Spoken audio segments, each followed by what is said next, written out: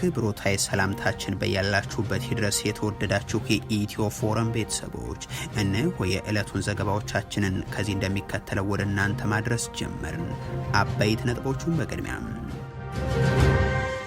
ጠቅላይ ሚኒስትሩ ጠላቶቻቸውን በቅማል መስለው እናራግፋቸዋለን ያሉበት ንግግር እያነጋገረ ነው። የህወሓት ሰነድ የሚሉት ህገ መንግስቱ የጸደቀበት በዓል ላይ እየተገኙ የሚያቀርቡት ዛቻም ቀጥሏል። ዛሬም እንዳምነው አታስቆሙንም፣ አንሸማቀቅም ወዘተ እያሉ ሲናገሩ ተደምጧል። ወደ እናንተ ይደርሳል። የስምምነቱ መፍረስና ወደ ሌላ ዙር ጦርነት የመግባት እድል እየሰፋ ነው ሲል ህወሓት አስጠነቀቀም።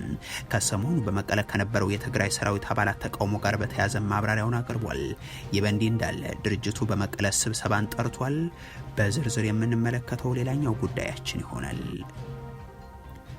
የመከላከያ ሰራዊቱ የፋኖ ኃይሎችና አመራሮቻቸው መገኛዎች ላይ ዘመቻዎችን እያደረጉ ነው ብሏል። የፋኖ ኃይሎች በበኩላቸው ወደ ከተሞች በመግባት ጥቃት ማድረሳቸውን በአስተዳደር ጽሕፈት ቤቱ ላይም ጉዳት ማጋጠሙን አሳውቀዋል። ይህንንም ይዘናል። ሻዕቢያ እየሞቱ ባሉ የጦር አዛዦቻችንና ሲቪል አመራሮቻችን ላይ ፕሮፓጋንዳ እየተሰራጨ ነው ብሏል። ብልጽግናም አንጋፋዎቹ ጀግኖቻችንን ሞት እንደ መልካም አጋጣሚ እየቆጠረው ነው ሲልም ገልጿል። እንመለከተዋለን። ራበን ያሉ ተማሪዎች ከዩኒቨርሲቲው መባረራቸው ተነገረም። እነዚህ ተማሪዎች ደግሞ የብልጽግናው የጸጥታ ኃይሎች ከየዶርማቸው አስወጥተው ወደ አልታወቀ ስፍራ መውሰዳቸው ተነግሯል። ሌላኛው መረጃችን ነው። የአሜሪካው ፕሬዝዳንት ዶናልድ ትራምፕ በዩክሬኑ ፕሬዝዳንት ዜሌንስኪ ቅር መሰኘታቸውን አሳወቁም። ዜሌንስኪ በበኩላቸው እኔም ሆንኩ ሁሉም ዩክሬናውያን መልስ የምንፈልገው አንድ ጥያቄ አለም፣ ሩሲያ እንደገና ጦርነቱን ብትጀምርብን አጋሮቻችን ምን ያደርጋሉን ሲሉ ጠይቀዋል። የተወደዳችሁ የኢትዮ ፎረም ቤተሰቦች አብራችሁን ስትቆዩ እነዚህን እና ሌሎችን መረጃዎችን ታደምጣላችሁ። ሰናይ ቆይታ ይሆንላችሁ።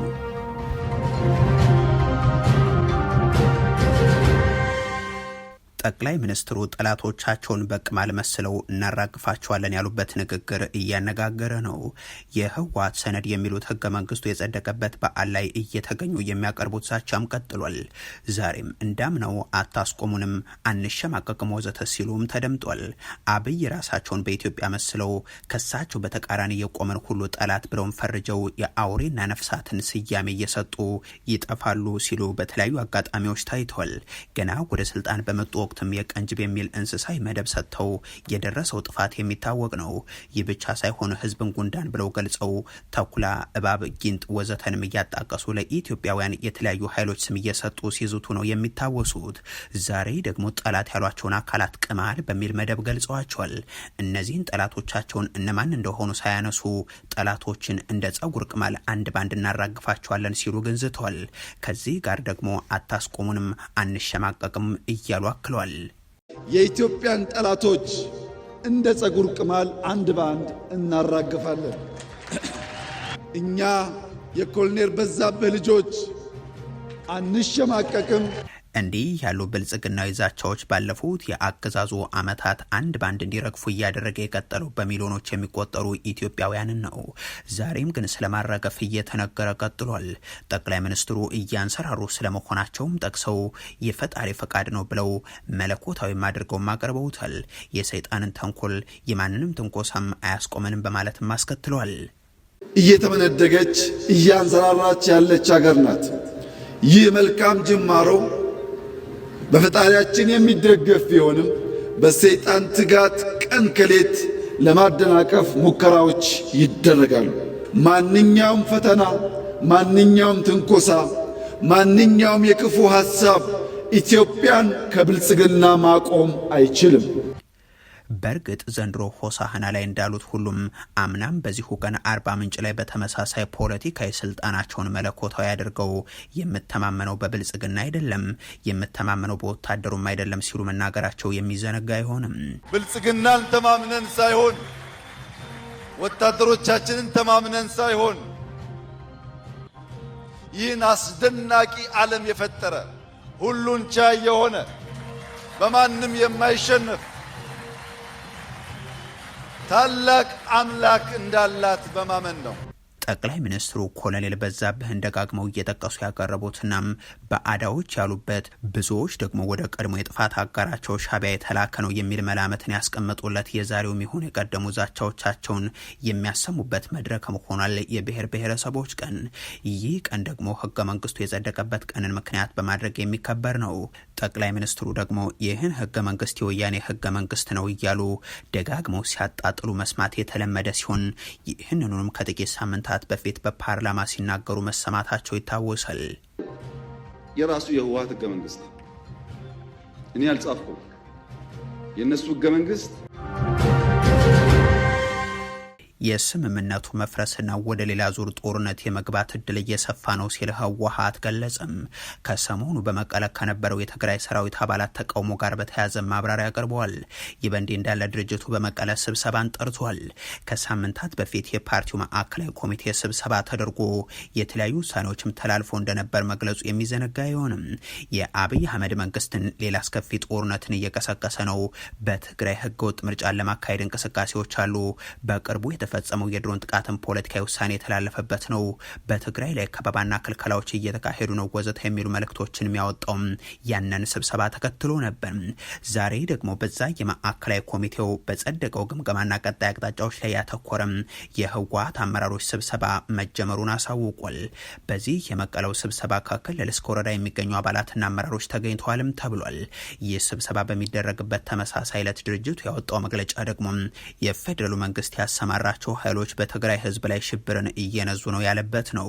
የፕሪቶሪያው ስምምነት እንዳይፈርስ ርብርብ የሚደረግበት ጊዜ አሁን ነው ሲል ህወሓት ጠቅሶ የፌዴራሉ መንግስት ግን ባለፈው ሳምንት አጋማሽ የትግራይ ሰራዊት አባላት ካነሷቸው ጥያቄዎች ጋር ግንኙነት የሌላቸው መረጃዎችን ባሰማራቸው የማህበራዊ ሚዲያ ኃይሎቹ በኩል በማሰራጨት በክልሉ ውስጥ ልዩነትን ለማስፋትና ለመፍጠር ሞክሯል ሲል ከሷል። በእነዚህ የብልጽግናው ገጾች ሲተላለፉ የነበሩ መልእክቶች ወደ ጥፋት ደረጃ እንዲሸጋገሩ በአፋርና አዲስ አበባ ያሉ ኃይሎቹን በመጠቀም ህዝቡ ላይ ሽብር ለመፍጠርም እየሰራ ነው ይላል።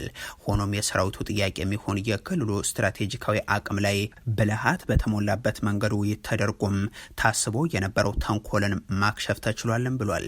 የክህደት ቡድኑ ያለውን አካልና የፌደራል መንግስቱን ህዝብን ከማሸበር ማልፈው ወደ ሁከትና ብጥብጥ የትግራይ ህዝብን ለማስገባት አዳዲስ የሽብር ውጥኖችንም በህዝቡ በኩል እንደሚከሽፉ አያጠራጥርም ይላል። ነገር ግን መሰል ድርጊቶች ከክልሉም አልፎ ኢትዮጵያና ቀጠናውን ወደ አላስፈላጊ ቀውስ የሚከቱ ናቸውና መቆም አለባቸው ሲልም አሳስቧል። ድርጅቱም 40% የሚሆነው የክልሉ ግዛት መንግስት ራሱ ባደራጃቸው ታጣቂ ኃይሎች የተወረረና እንደተያዘ ያለ ነው። የተፈናቀሉ ሰዎችን በረሃብና በበሽታ እንዲያልቁ ሆነ ተብሎ እየሰራ ነው ሲል የፌደራል መንግስቱን ከሷል። አሁንም ህዝቡም የሆነ ህወሓት ሁሉንም የሰላም አማራጮችን እየተጠቀሙና እየጠበቁ ነው ያለው ድርጅቱ እነዚህ ሁሉ በደሎች እየደረሱበትም ታግሰው መቀጠላቸውም የሰላም ፍላጎታቸው ማሳያ ነው ብሎታል። ክልሉን በኢኮኖሚያዊ አቅም ለማዳከም ተብሎ ደግሞ የመንግስት ሰራተኞች ድጎማን እንደዚሁም ነዳጅን ከማገድና ከመከልከል ጀምሮ ባለፈው ሳምንት መጨረሻ ደግሞ የኤፈርት ድርጅቶችን አካውንት ወደ ማገድ ተግባር ደርሷልም ይላል። ይህ ስምምነቱ የመፍረስ አደጋው ከጊዜ ወደ ጊዜ እየተባባሰበትና ወደ ሌላ ዙር ጦርነት የመግባት እድሉም እጅግ እየሰፋ ስለመምጣቱ ያሳያል በማለት ነው ህወሓት የገለጸው። የመከላከያ ሰራዊቱ በፋኖ ኃይሎች መገኛዎች ላይ ዘመቻዎችን እያደረኩ ነው ብሏል። የፋኖ ኃይሎች በበኩላቸው ወደ ከተሞች በመግባት ጥቃት ማድረሳቸውን አስተዳደሩ ላይም ጉዳት ማጋጠሙን አሳውቋል። በአማራ ክልል የሚደረጉ የተኩስ ልውጦች እንደቀጠሉ ናቸው። የፋኖም የመንግስት ኃይሎችን በተቃራኒ ወገን ያሉ አካላት እጅ እየሰጡ ነው ሲሉም ይጠቅሳሉ። ከሰሞኑ ለብልጽግና እጅ የሰጡት ማስረሻ ሰጥ የመገኛ ቀጠና ማለትም ደቡብ ወሎና ሰሜን ሸዋ አዋሳኝ አካባቢዎች ላይ ትኩረት በማድረግም በተለይም እንደ ኮሎኔል ፋንታው ሞሃባና ሌሎችም የፋኖ አመራሮችን ለማጥቃት በሚል የተከፈቱ ዘመቻዎችም የሚታወሱ ናቸው። ከከለላ እስከ ደገር አካባቢ ለቀናት በአየር ኃይል ቅኝት ጭምር የታገዘ ዘመቻም ነበር።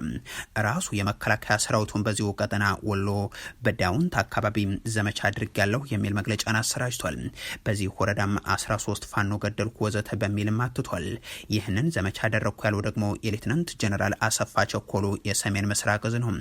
በክልሉ ወደ ፋኖ ኃይሎች መገኛ ቀጠናዎች ከተሞች የሚላኩ የመንግስት ወታደሮች የሚከፈትና በፋኖ ኃይሎች በኩል የሚሰነዘር የአጻፋ እርምጃ ሳቢያ አሁንም በርካታ የክልሉ አካባቢዎች አውደ ውጊያ ሆነው ነው የቀጠሉት። የፋኖ ኃይሎች ደግሞ በከተሞች ውስጥ ጭምር በመግባት ጥቃቶችን መፈጸማቸውን ይገልጻሉ። በማሳያነትም በደቡብ ጎንደር ዞን የመንግስት ወታደሮች እንደ ጃምባ ባሉ ተራራማ አካባቢዎች ላይ ለዘመቻ ሲወጡ የፋኖ ኃይሎች ደግሞ ወደ ወረዳው መቀመጫ ወገዳ በመግባት በአስተዳደር ጽፈት ቤቱ ላይ ጭምር ጥቃት ማድረሳቸው ተሰምቷል። በጎጃም ቀጠና ጃዊ አካባቢ ደግሞ ላለፉት ተከታታይ ቀናት ለስምሪት ከተላኩ የመንግስት የጸጥታ ኃይሎች በደርዘን የሚቆጠር የጦር መሳሪያን ያገኙበትን ጥቃት ማድረሳቸውን የፋኖ ኃይሎች ገልጿል። ከዚህም ባሻገር በአዲስ አበባ ቅርብ ርቀት ሸኖ ተብሎ በሚጠራው አካባቢ በሰሜን ሸዋ ዞን በመግባትም በሚሊሻ አባላት ላይ ጥቃት ማድረሳቸውን ነው ያነሱት። ሻቢያ እየሞቱበት ባሉ የጦርና የሲቪል አመራሮች ፕሮፓጋንዳ እየተሰራብኝ ነው ብሏል። ብልጽግና አንጋፋዎቹ ጀግናዎችን ሞት እንደ መልካም አጋጣሚ እየቆጠረ ነው ሲልም ከሷል። የአዲስ አበባና የአስመራው አገዛዞች የቃላት ምልልስ ቀጥሏል። አሁን ደግሞ ምልልሱ ሻቢያን ባዮሎጂ እየጨረሰው ነው ወደሚል የተሸጋገረ ይመስላል። በእርግጥ በቅርቡ የኤርትራ ታዋቂ የኪነ ጥበብ ሰዎች የሻቢያ ወታደራዊና ሲቪል አመራሮች ለህልፈተ ህይወት ተዳርጓል። ብርጋዴር ጀነራል ገብረ ኪዳን ሀብታብ በ73 ዓመታቸው ያረፉት ባለፈው ወር ነው። ፍስሐ ኃይለ የተባሉት የሻቢያ ዞን አስተዳዳሪም እንዲሁ።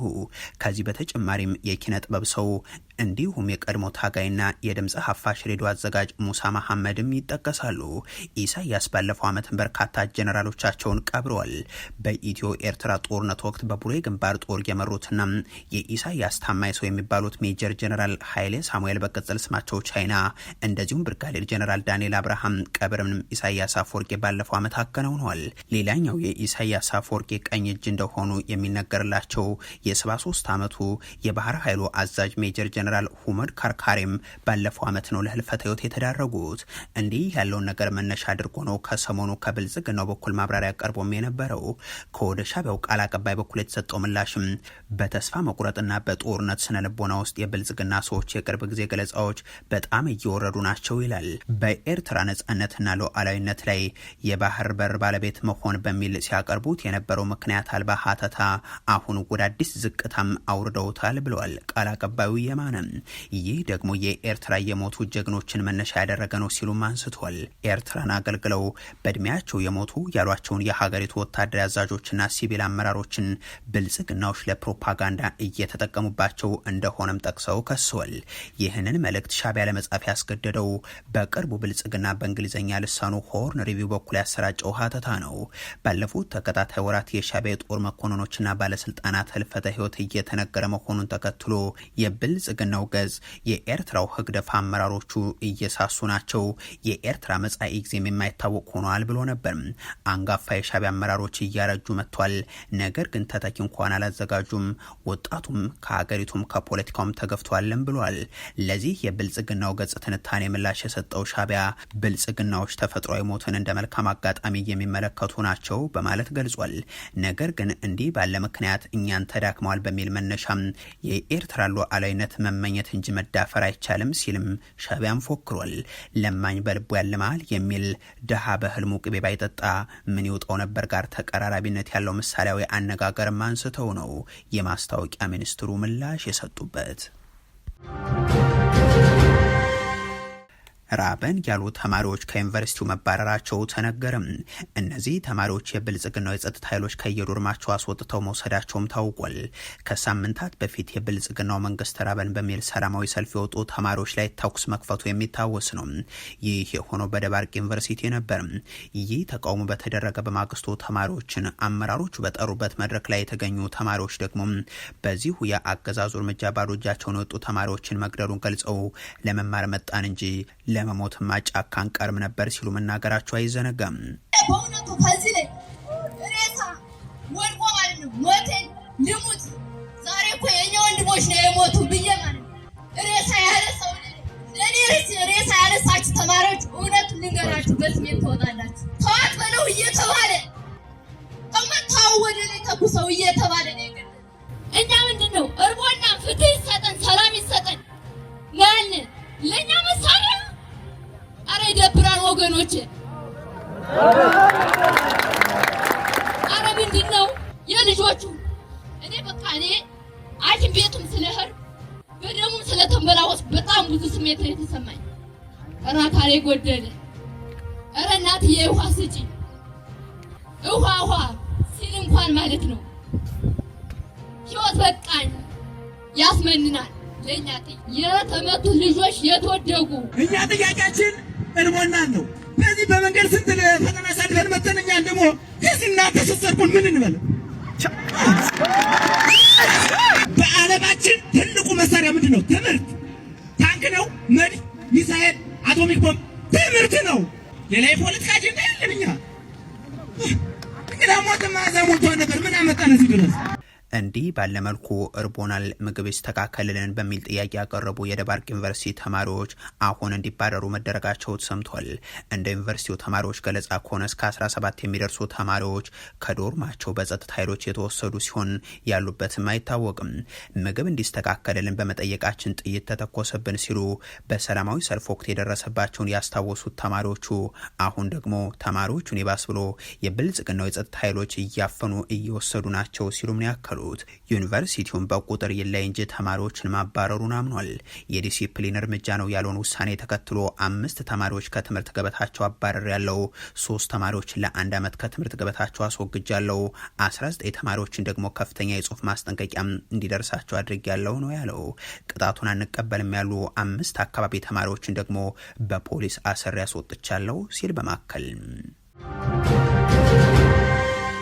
የአሜሪካው ፕሬዚደንት ዶናልድ ትራምፕ በዩክሬኑ ፕሬዚደንት ዜሌንስኪ ቅር መሰኘታቸውን አሳወቁ። ፕሬዚደንት ዜሌንስኪ ምላሽ ሰጥቷል።